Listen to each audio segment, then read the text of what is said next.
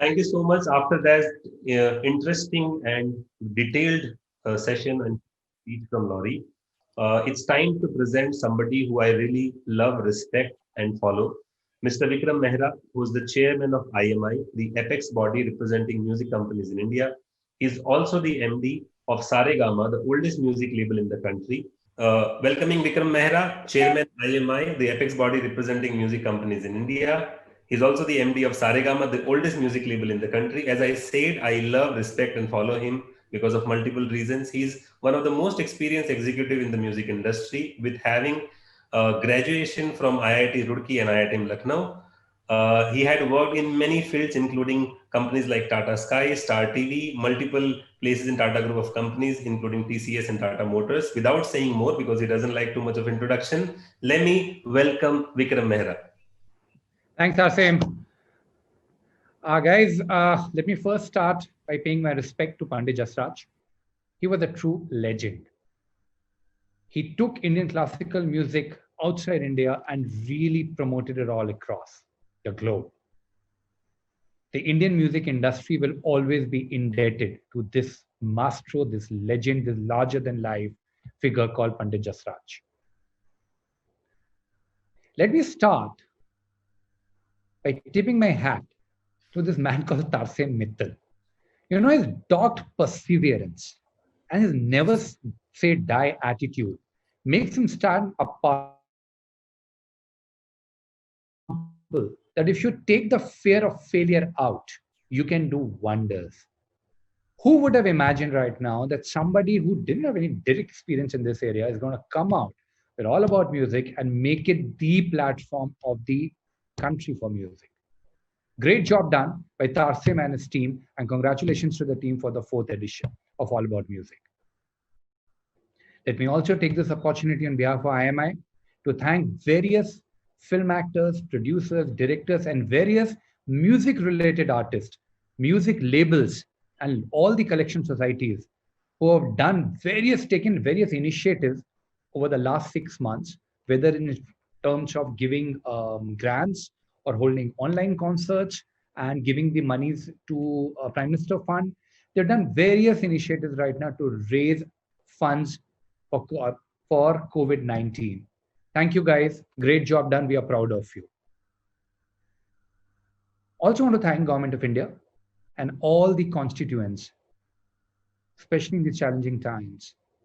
We may all have issues about various initiatives being carried out, but remember, managing a pandemic in a democratic structure where everybody has an opinion, where 1.3 billion people, guys, is not a joke. Managing a company of 500 or 1,000 people becomes an issue. Just imagine managing 1.3 billion people. I think government has gone about their job with a very, very calm head and a purposeful approach. Big hats off to them. Now, since we're talking about the government, let me put my first big request to government right now on behalf of the music industry. I think we want Government of India to reconsider the existing intermediary liability regime much more closely. This is being misused today. A lot of social media apps which produces short form videos or short form audio content, they use sound recording as a base to drive traffic. They use publishing rights as a way to boost traffic. And what does the traffic do? It ends up helping them generate advertising and, most importantly, boost their global valuations. Nothing wrong with it. In a capitalist world, it's perfectly fair to go back and do it. But then there should be a fair value that should be given to the owners of the sound recording and publishing rights too. Why should one party build up this global valuations based on the content and the content owner does not get rightfully paid for it? I think there's a big issue there. Intermediary liability concept was introduced in India when internet was at a nascent stage. I think a lot of water has flown under the bridge by now. The digital landscape of India has transformed completely, and it's high time we relooked at the intermediary liability issue, the entire safe harbor concept, so that it does not become a way to shortchange copyright owners of their rightful dues. Let's talk about another topic, this entire idea of price control.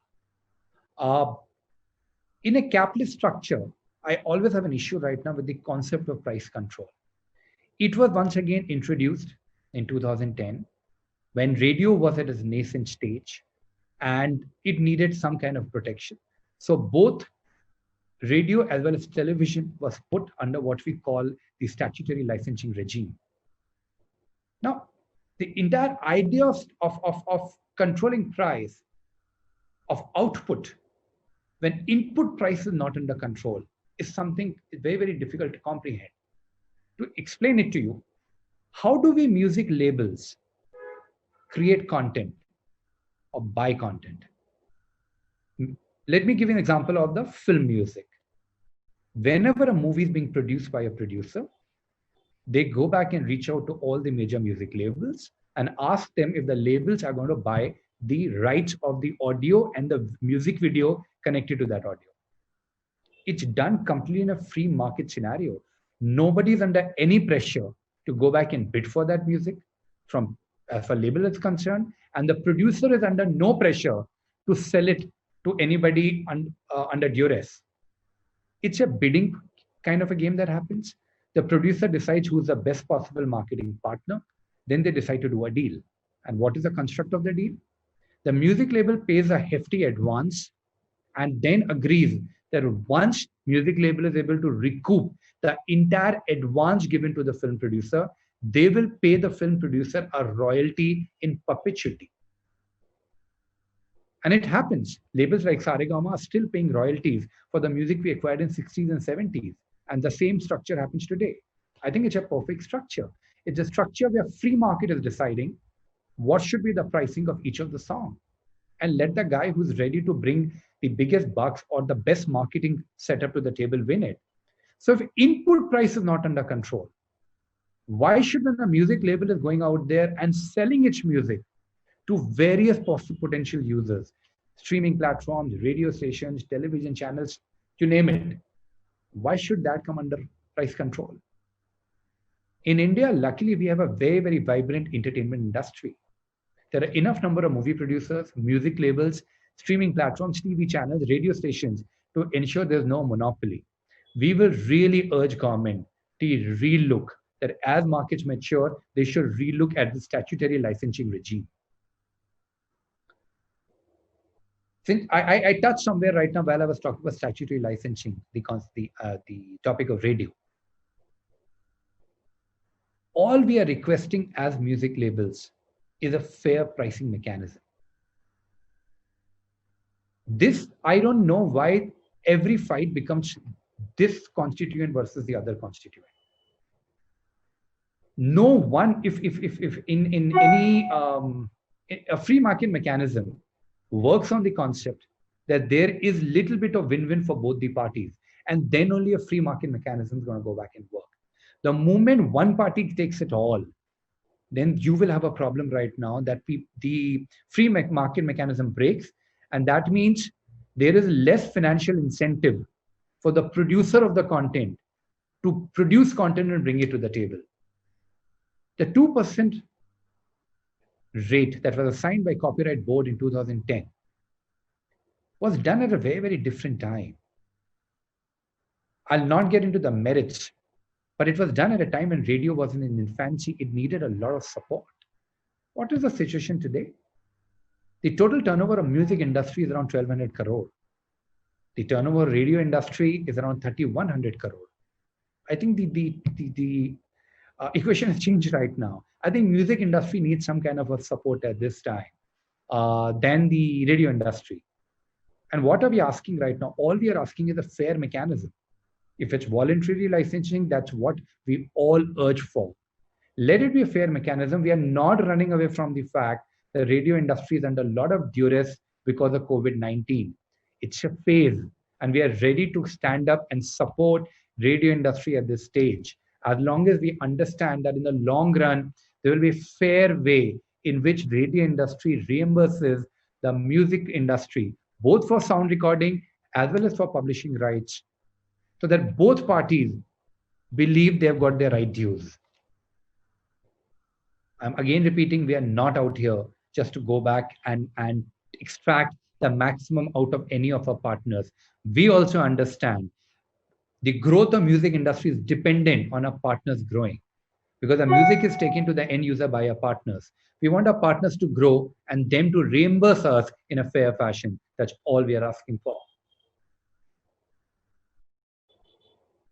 The other big area of streaming. There is an ambiguity in the interpretation of law, whether statutory licensing applies to streaming or not. Thankfully, the High Court verdict in Tips versus Wing case has given us a breather. But I think some clarity in law will go a very, very long way to spur additional investments in the recorded music industry. This is something nowhere in the world this kind of a concept is there. And world over, a lot of people are looking for clarity on statutory licensing before they start investing more monies, both on the sound recording side as well as on the publishing side. Our other pet peeve or digital piracy. It may sound like a stuck record, but guys, we have to acknowledge the fact that digital piracy still erodes value in a very, very big fashion through inappropriate or invalid use of copyrighted music content. IMI studies are indicating that 67% of customers surveyed in India are still using non-licensed platforms for consuming music content. Now, this is bizarre. If China can go back and put that kind of curbs on controlling music piracy, I'm sure we can. And it's not just a stick policy. We owe a lot to the streaming platforms who have helped in turning a completely pirated industry into a legit industry. They're making it easier and convenient for customer to go back and listen to pirate music, to listen to legal music. We also need, along with the carrots, some sticks to be built in so that people who are indulging in the practices of promoting pirated music, there's enough of a punishment which dissuades them from doing so. If we are at 1200 crore with 67% pirated content, not getting maybe a dues right now from some of our partners, just imagine if piracy goes away and the rightful dues start coming in. This can easily, in a couple of years, actually start moving to a bizarre growth for the industry. When we look at the music industry, and that's why we are very, very unique in our country. Remember, majority of the music comes from films, and film industry is massive.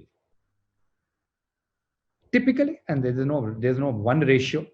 Typically, 10 to 15% cost of a film gets recouped by the producer by licensing his music to a music label.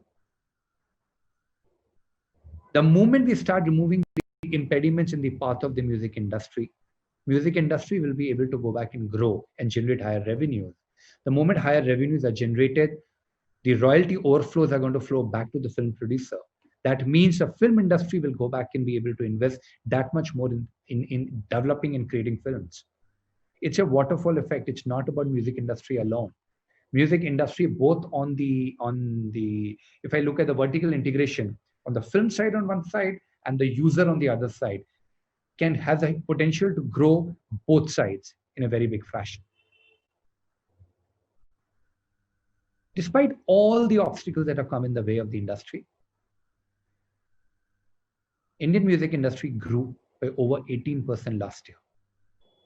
And we believe with the right support from the government, a fair mechanism for music industry being reimbursed by their partners, with all these legal fights going on and all partners working together, the industry can grow in a very, very big fashion. There was a time Indian music industry was the envy of most parts of the world. I think we can go back and regain that position if we just get some of these impediments away. One of the big highlights of the last year was the global recognition of IPRS by CSAC. What does it show? I think there's no secret about the fact there were lots of tussle going on between the publishers on one side and the authors on the other side for the longest time. Under the leadership of Javed Saab, we all came together and created the new IPRS. And the results are for everyone to see. The society is growing leaps and bounds, and both parties, authors as well as publishers, are reaping the benefit of it. It tells you that if we remove all these fights and put them out there in the past and we start working with each other, there is a lot of growth potential in front of us. And I urge not just IPRS, but all copyrighted societies and all stakeholders of those copyrighted societies to work together so that we can achieve greater heights for the music industry. Let's all first engage with each other, then engage with Government of India to ensure that piracy goes away, to ensure that the right visibility is given right now for the content that we're bringing up to the table. If free market dynamics are allowed to exist in this country and in all other sectors it is, if it's genuine free market, where both on the input side and the output side, only commercial reality decides the rules. If issues of piracy are taken away, we believe that our industry will be a force to reckon. And you will see a lot more investments flowing in, both from the domestic as well as international side. That will add substantially to the employment benefits. And there is a serious amount of employment benefit that is there. There's a benefit right now from the audio side, and then it'll be wrong on my part not to talk about Carvaan for a minute. A product like Carvaan, which is based on music, is generating employment among hundreds and thousands of people. We are retailing from 28,000 retailers. There are lots of demonstrators who are sitting, and all of them get benefit of employment, courtesy what the music industry is doing. In line with the Prime Minister Narendra Modi ji's vision, the Indian music industry can truly contribute to the Atmanirbhar Bharat, both in terms of economic contribution and its soft power. Thank you, guys. I'm very hopeful of future. I'm very hopeful that all issues will get resolved and the music industry is going to reach the next new heights. I'll end my session by wishing Shri S.P. Balasubramaniam a very, very speedy recovery. SPB sir, we want you back with us, singing and rejoicing the world as soon as possible. Thank you, guys.